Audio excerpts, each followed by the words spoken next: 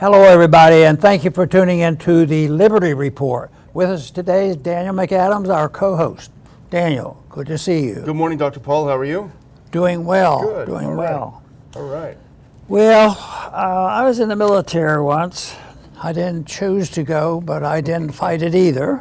But there were certain disciplines that were known up there, and some of them I just accepted because that's the military, Yeah. you know. But it'd be much better if the military was always voluntary. And of course, we've expressed our concern that it's going to become mandatory. So maybe they're getting prepared for mandatory services and all, and they have to be woke. Yeah. So we want to talk about some of this crazy stuff that's going on. And when we do this, and when I've read this article and what was happening, my first question is, why? Why? But we've asked Aldean about just every crazy thing that they do, and I always come up with an answer that's very similar, and I might mention that again on why they do these things that seem to be insane. But let's talk about what they have started to do. On an article in Zero Hedge, it says Biden DOD lets transgender service members skip deployments. Just say, will receive indefinite physical fitness waivers. Well, if they don't want to go to war today, we'll do it tomorrow. But that'd be a good idea. Yeah, really. And many other things, and we'll probably even go over the list of crazy stuff to go on. So it will go back to the question: why do they do these kind of things? Can this benefit the military? Can it benefit society? Can it promote liberty? And all these kind of things. So a memo came out just recently, and it's the reason that has come up. It's been around for a while, but nobody saw it. It was, but it wasn't classified. But they sort of kept it secret. Yeah. But the dossier has acquired a new Department of Defense DoD memo that goes into great detail. It's a memo. 34 pages on these details on what kind of social conditioning you have to do and you have to change. And I guess they have the muscle to enforce it. You know, I was thinking, you know, maybe if you're thinking about going in, you might not join, and there's a few less people not joining. Yeah. But what if you've been in for 23 years and you were going for 25? Yeah. Boy, I tell you what, it's just like in corporate industry. Why they don't take chances and be annoyed, and because they can lose benefits, lose their job, be canceled, and all that kind of stuff. So there's always this intimidation and force, and this is what's going on here now. I don't, the military's in trouble. Recruitment is in trouble. Our foreign policy's in shambles, and yet they come along here, and it looks like they want to put the nail in the coffin. And the end is near, as far as I'm concerned, to sanity. If you don't come up with a reasonable explanation, why do they do this? And that will not have an absolute answer, but it might help people try to understand. But I think the question is that all the time. But certainly we're getting a reaction to this craziness, and that's good. And that's the boycott and a few other things. But so this is part of the environment that we're living with today, and I think it's an example of extremism at its worst. Yeah, and if we can put up that first clip. Now, this is from our friend Jordan Schachtel, who spoke at our Houston conference. We followed him for a number of years, and people ask who we read. Well, read Jordan. Subscribe to his Substack. He's a great guy. But he came out with this. He dug this up. Confidential Biden DoD memo, as you point out, Dr. Paul, reveals that transgender service members can skip deployments and receive indefinite physical fitness standards waivers. Sounds okay? Well, here's the actual memo. February 2023, the Defense Health Agency, care of service members who identify as transgender. Now remember, it was President Trump who put the kibosh on transgender people serving in the military, when not only are they welcomed in, but they have a whole new set of rules to apply to their unique circumstances. Now, I remember when we were talking about women in combat many years ago, and the idea was, as long as they can meet the same standards that men do, they should be able to do it if they want to join the Marine Corps. And that seemed fine Then it was, well, we've got to lower the standards a little bit because obviously there are some differences between men and women, and that was basically we removed standards altogether. There's no standards. If you want to get in, get in. And here are some of the things that Jordan, and I tried to read the 35-page memo. It was very long, written in kind of legislative language. But thankfully, Jordan did the heavy lifting for us, and here's what he found out in his analysis of this 35-page memo. If we can put the next one on. Jordan writes, and here's some of the highlights found within the document. Taxpayer-funded care, that means free for them, and you pay, for transgender service members includes, here's what they get for free, speech and voice therapy, cross-sex hormones, laser hair removal, voice feminization surgery, facial contouring, body contouring, breast and chest surgery, genital mutilation surgery, psychological counseling. Well, I understand that one. And let's go to the next one because there's more. But wait, there's more. And this is the part that's actually even more important, I think. Service members who identify as transgender may receive a waiver for grooming and uniform standards. Okay. Service members who identify as transgender may receive an indefinite waiver for physical fitness standards. This waiver often becomes a de facto permanent situation, and the transgender identifying service member just has to renew the exemption every 6 months. And here's one that really got me, Dr. Paul. Number 4, service members who identify as transgender will be considered non-deployable for up to 300 days while taking hormones for their transition period.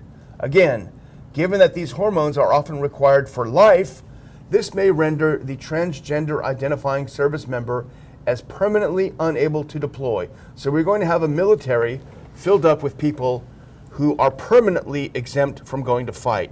That doesn't sound like such a great idea to me. It sounds to me like we've about eliminated the purpose of the military, if you're going to have one. But you know, we did it with the borders. We started with about getting rid of national security, is the borders are open and we have that horrible mess there.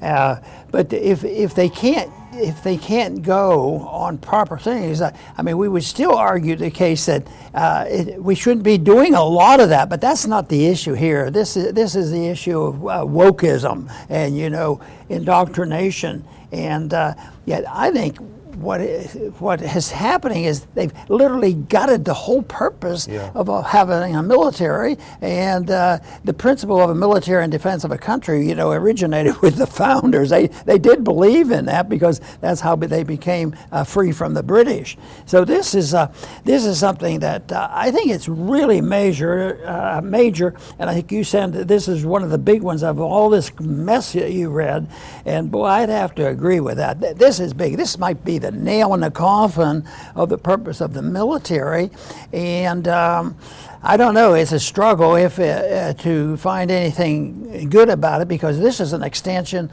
of a philosophy that's encroaching. It's sort of secondary to you know all this wokeism at home and post-genderism and all this stuff. So this is a mess that I think is not going to go away until the people decide they've had enough. And maybe it's existing already. Maybe the fact that nobody wants to go anymore. Yeah. You know, maybe it's already started, and that's great. But what we did the other day is express, well, what would the consequence be? How do these people think?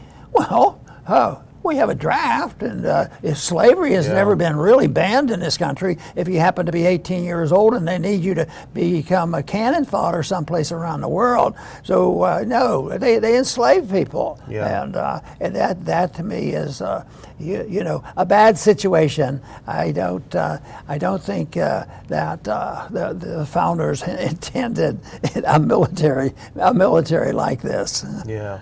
Well, you know, in the Soviet times, they had in all, you know, industry, you know, because it was all state-owned industry, there were the actual workers, but there was also a class of people who represented the party, and they are the ones who made sure that they maintained the party ideology at the workplace, and they were immune from so many different aspects. We're sort of creating this two-tiered society, whereas if you are deemed as ideologically correct, you're exempt from anything else. You're set, you're made. It seems to be that we're getting to that point. But the thing that gets me, Dr. Paul, is this kind of disconnect, and it's almost Orwellian, because it's almost like when they said, hey, There's no such thing as natural immunity. They expect you to believe something that you know to be false at the same time. And all the other things they said about COVID, we bring it up. You know, you have to wear a mask. That's never been true in history. So all of these things they brought up that you're supposed to accept that you know are wrong, and in fact that they told you the day before were wrong. You know, Fauci said no mask. The next day, mask. I've always said masks.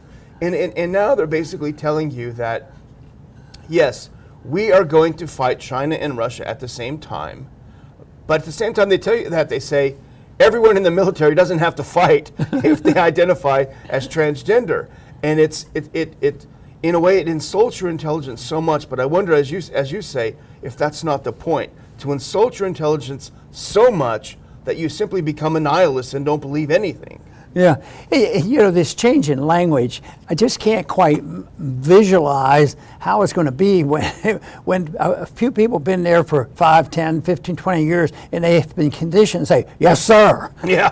What are they going to say? Yeah. Well, they'll have to say something else because there'll be social justice warriors out there. And if you're, they'll put a lot of pressure on them because some of them are there, you know, for financial reasons that are willing to gamble with this. And they might, what if they're 10-year or 20-year people? Like I said, they're put in a terrible position for that, and they can't even say anymore. There used to be a lot of rationalization. People would join the National Guard because we were supposed to protect our homeland.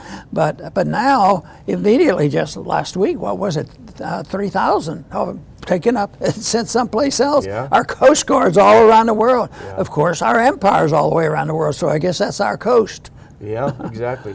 Well, as you said earlier, I mean, maybe it's not a bad thing if we fill the military full of this. Maybe we'll stop picking fights everywhere, you know. But so anyway, I mean, we kind of have a theme today. If you want, we can move on because this is something that caught our attention, and it really is. I mean, I guess this would be under the heading of the attack of the wokeists and also the war on women. If we can put the next one on, our friends from the Epoch Times, big makeup brand faces boycott calls for using bearded man in lipstick ads. So this was the Amazon Prime days, and they used an influencer to sell, if you can put the next one on, Maybelline. They brought him on board to sell their lipstick and lip gloss and all kinds of other stuff that ladies put usually on their face. And this is from the Daily Caller's write-up on it. Maybelline taps bearded man to sell lip gloss, is how they put it. And the whole thing is now there's calls for boycott, as if they hadn't learned from Bud Light, from Disney, from Target. They just keep doing it. See, I wasn't smart enough to figure out that they were selling lipstick to women. I thought they were selling lipsticks to this 1% transgender people. But anyway, it's back to what I said on our previous issue, in that the end is near. When you see this stuff, something is crazy is going on, you know, and it's values. It has to do with a higher law. It has to do with decency, and what is the goal? And the only thing that I have been able to get into my brain that sounds logical is they have stated in the past about cultural Marxism and Marxism that they can't become Marxists now because there's too many people know the secret of incentives and merit. You know, the idea of merit has come up, and they're talking more about it. They can't stand that, so they can't repair that or systematically remove it. They got to just destroy it. And then when the chaos comes, they're going to move in. But that is something, that isn't a conspiracy theory. That's actually written there. Marx talks about it. And they were always looking to destroy the society, and they would rebuild it, and that's how they could get rid of all these people who have incentives to making profits and taking care of themselves. Yeah.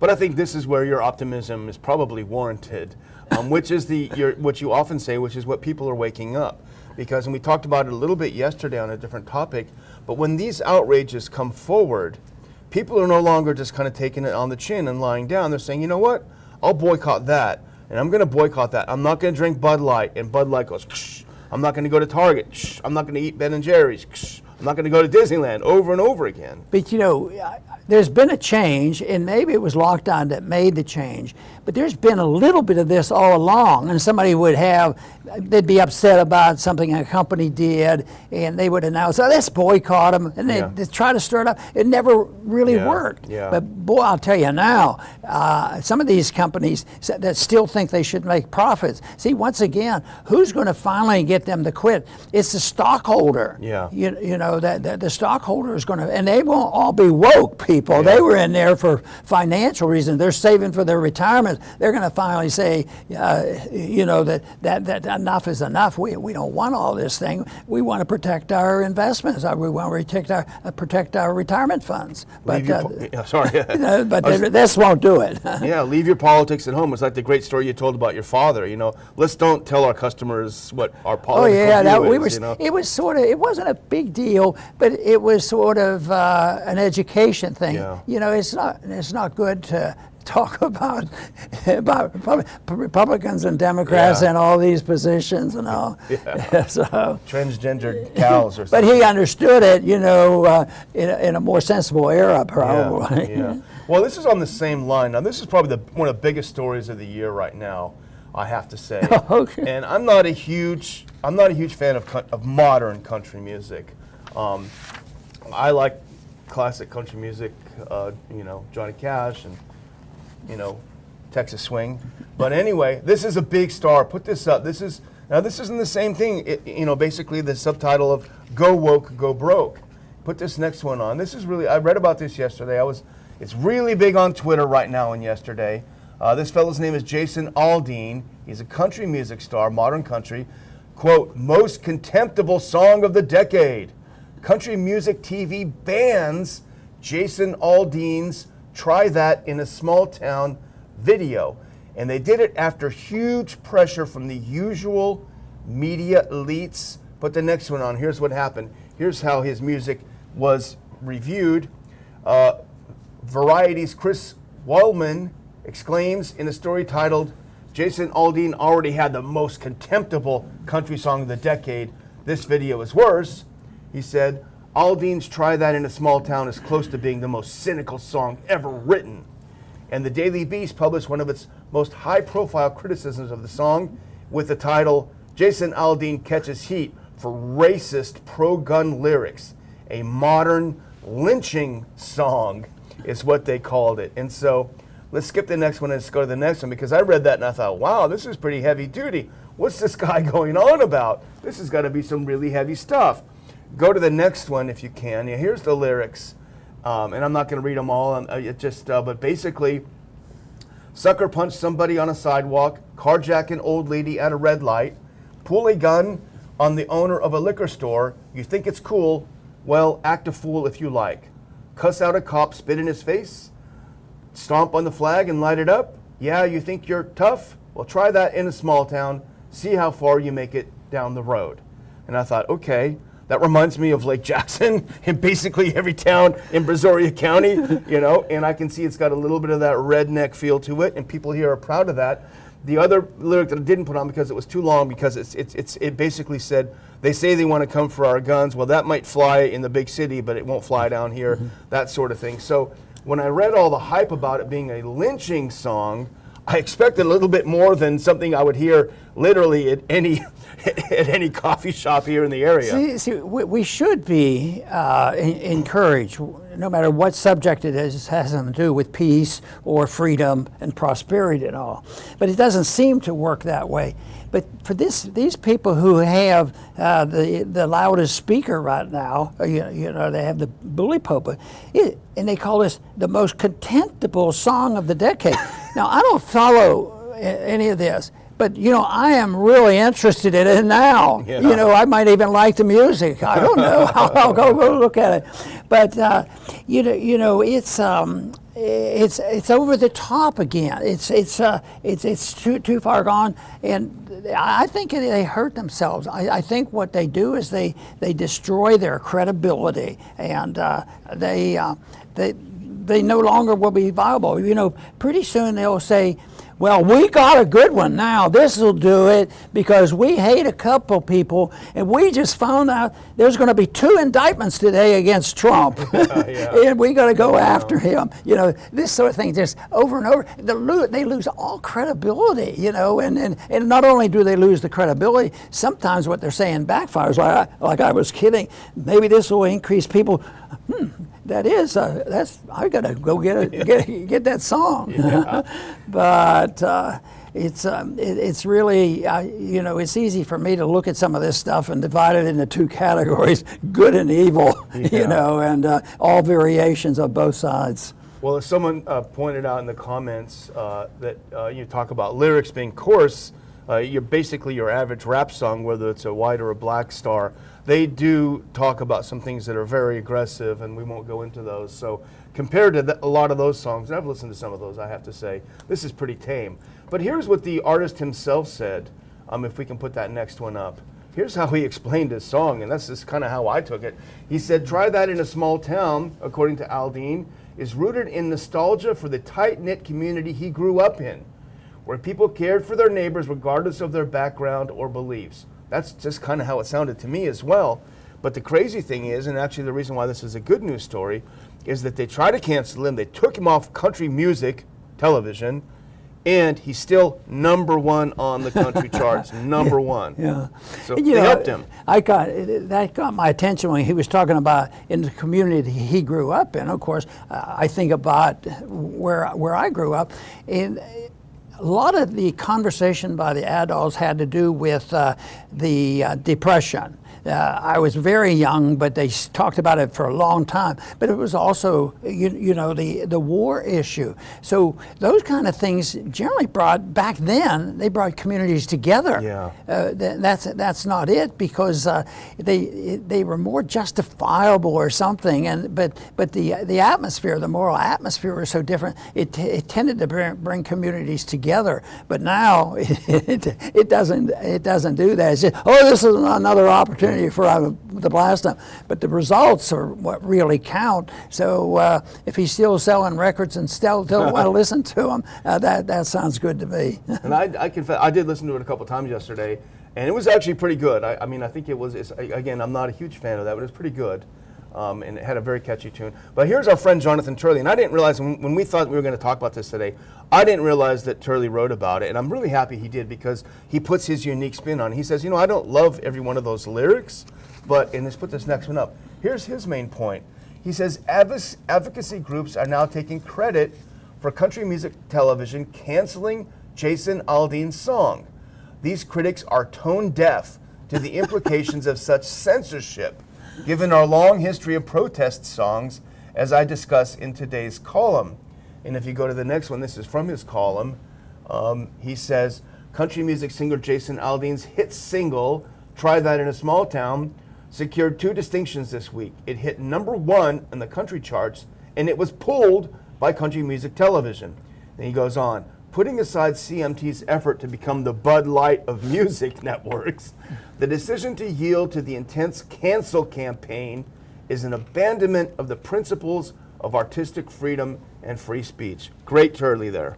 Yeah. Not complicated either. Yeah. I mean, it isn't anything like they describe it, because, you know, the end of times are here, because they're in charge of the children from day one. You know, this whole thing that people can't take care of themselves morally, independently. They can't care for their retirements. It just, look, the government has rescued a lot of people.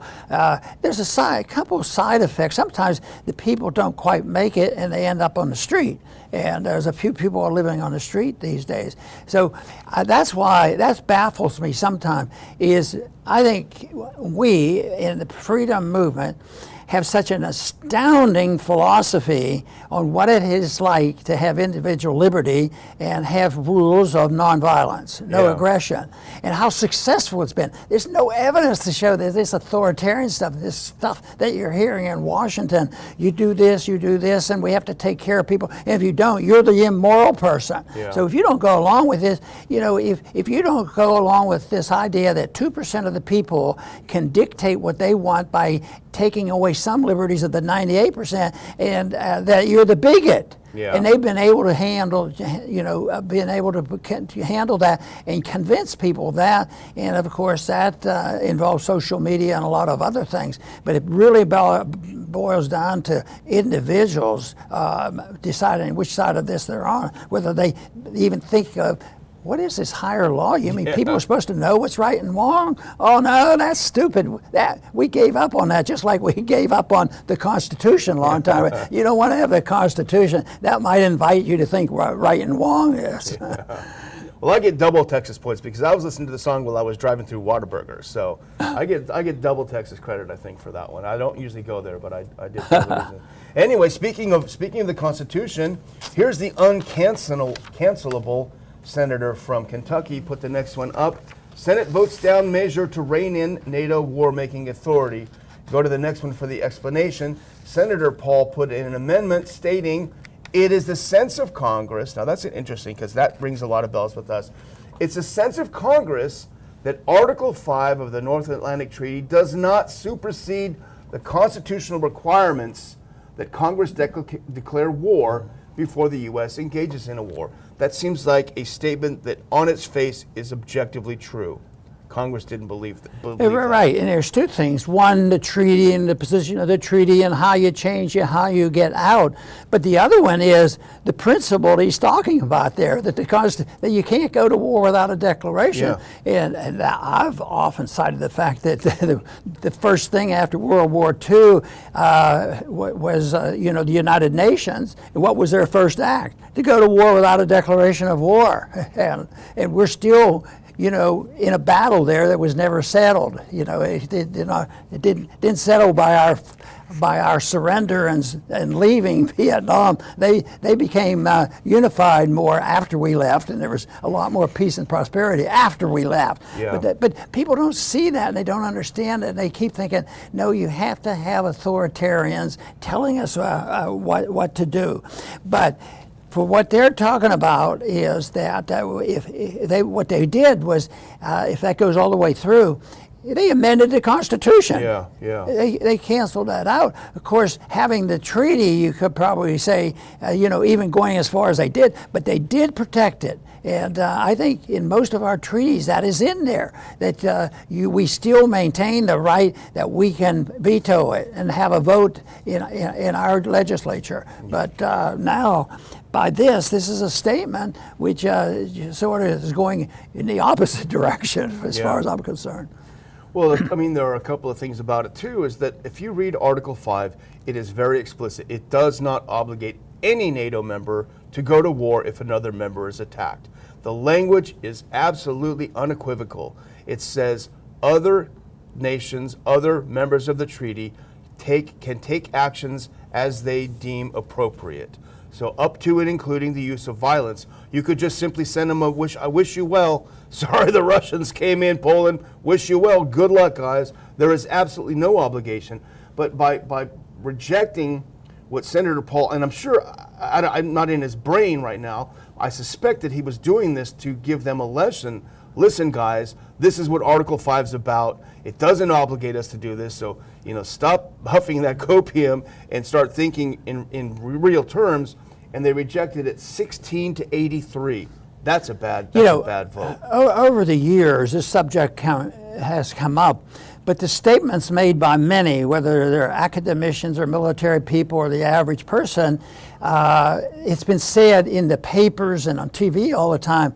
Oh yeah, an attack on this country means an attack against us all. They say it all the time, and it's been glossed over. So just getting this out in the open, maybe some people will think about it, but it was sort of an automatic, no matter what it said. Most people accepted the idea, but people did make a joke about it. They said, how many people are going to come to the rescue of the United States if we have an invasion by Mexico? Do you think anybody's going to really help us out? But then you have to introduce the factor of our empire, and that makes it a little more confusing too. Yeah, and for all their grandstanding in Congress, literally nobody believes, who has any clear vision of anything, that the United States is going to risk nuclear annihilation for Latvia or Estonia. It's just not going to happen. Yeah, that's right.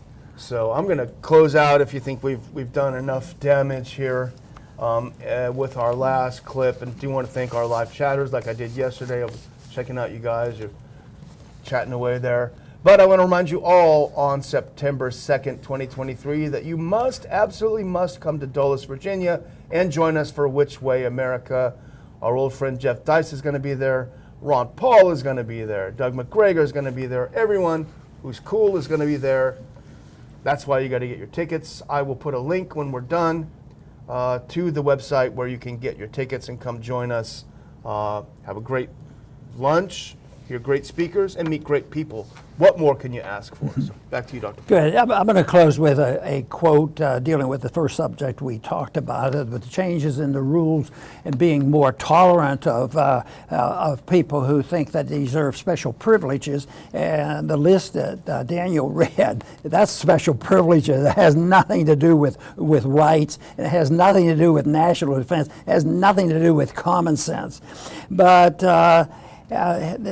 part of the statement from the Defense Department said at the beginning of his tenure, President Biden ended President Trump's ban, and we mentioned that earlier, on people who identify as transgender serving in the military. Since then, the Biden administration has granted more and more benefits to this cohort, leading to dudes like this being celebrated by the Defense Department. And that was the example that we were using. That should, wake up people. As bad as it seems, and we complain, once again, well, who maybe just have heard about this? It's only been around a week. How many people will, how is this going to spread? Where's the next boycott? Will there be a boycott? Already we suggest that the boycott against the military is beginning, and that is a double-edged sword, because what we fear is they'll never, say, well, we don't need a draft. The principle of the draft's been around for 1,000 years, when they need people to fight, because my argument is the 18-year-olds of two different countries don't get together and say, oh, it's a good idea. Why don't we fight each other and see how many we can kill? It's always done by the promoters of authoritarianism and money, and behind the scenes that they take the advantage and turn it into a political thing and saying, if you don't support the war, you don't support the troops, and you don't support peace. And the opposite is true.